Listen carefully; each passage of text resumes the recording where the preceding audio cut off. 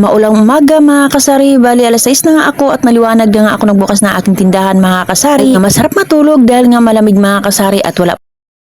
Tapos ko nga magbukas ng gate at ayan na nga nagkandahulog na nga yung aking mga niripak ng uling dahil nga nakitan kasi ito ng aking mga alagang pusa. Kaya tingnan nyo naman iba yan nga na ay talagang nabasag-basag o napunit-punit na yung mga balot ng aking niripak na uling mga kasari at inublihan ko na nga lang yung iba nga ay nilagay ko na ito muna sa gilid at pagtapos nga nagwalis na nga ako dito dahil nga siyempre madumi nga at talagang makalat yung uling mga kasari. Malinis at mag-ayos ng iyong tindahan, isa sa mga nakakaakit sa ating mga tindahan o sa ating mga customer mga kasari ang pag-organize ng ating mga paninda. Bukod kasi sa maaliwanas tingnan ay talagang bibigay din ito ng positibo at enerhiya sa tindera at sa mga namimili. Kaya ugaliin talaga na malinis ang ating mga paninda dito sa ating tindahan. Pagdating ng tanghali, ganito pala yung ganap dito sa aking tindahan mga kasari. So, tinaas ko na nga itong trapal dahil nga madilim kasi dito sa loob mga kasari. Nakailaw pa nga ako dyan at tingnan mo naman medyo malilim na nga dito banda at hindi na gaano mainitan dahil nga itong trapal na to ay lagyan ko nga ito ng pantukod. So yan mga kasari, bali tinaas ko na nga ito at lagyan ng mga pantukod mga kasari at medyo maiksaan ko nga lang dahil nga kalsada kasi ito at madaan-daanan ng mga sasakyan mga kasari. Pinulupot ko na lang ito ng trapal at tiniksyan at lagyan ko ng pantukod mga kasari at ayan maliwanag na yung aking tindahan at nakataas na nga ito yung trapal kaya maliwanag na nga tingnan. Mabilis talaga maubos dito sa aking tindahan mga kasari itong Kala powder with Pabcon. Kaya bumili na naman ako itong isang box. Itong box na nga ito nabuksan ko na ito mga kasari dahil nga may bumili nga sa akin dito sa aking tindahan mga kasari. Inabintahan na nga ako dyan ng 5, 4 at itong 3 kaya sobrang binta talaga ito kaya talagang pag mabinta at mabilis talaga maubos dito sa aking tindahan. Bali box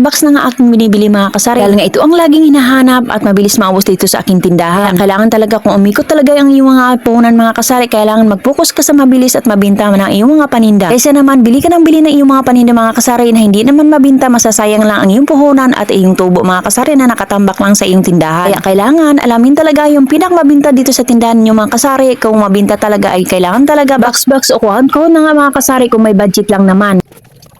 At dahil naubos na naman ang aking mga kindi dito sa aking tindahan mga kasari, so ayan, magre-refill na naman ako dito ng aking mga kindi. So, bala yung mga nire-refill ko, itong mga Max, Yaki, at itong mga Dynamite. Bali, ang binta ko pala dito sa mga kindi na aking pinagre-refill mga kasari ay 4-5. Isang piraso nga ay 2 piso mga kasari. So malaki din ang ating tubuin dito mga kasari dahil nga hindi na nga pwede dito na itinitinda natin sa tag-piso-piso. Nga minsan itong mga kindi na to ay hindi talaga maiiwasan na wala talaga yung laman, hangin lang ay yung laman dito sa mga kindi mga kasari.